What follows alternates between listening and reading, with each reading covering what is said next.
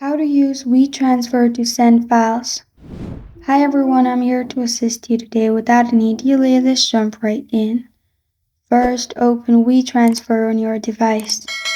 Then click on plus button at the bottom, which will open this kind of page. Click on upload files at the top. Then at the bottom, you'll find different options. Select the one you prefer and then upload the image. After you have done that, you'll find two links. Get a link and send as email.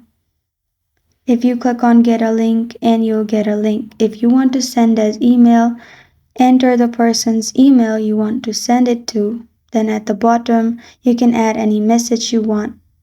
Then press on transfer at the bottom, which will send it through your email.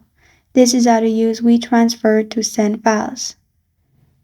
Thank you for joining me today. If this video helps you out, please leave a like and subscribe for more. Got a question or want to suggest a topic? Comment below. Thank you for watching.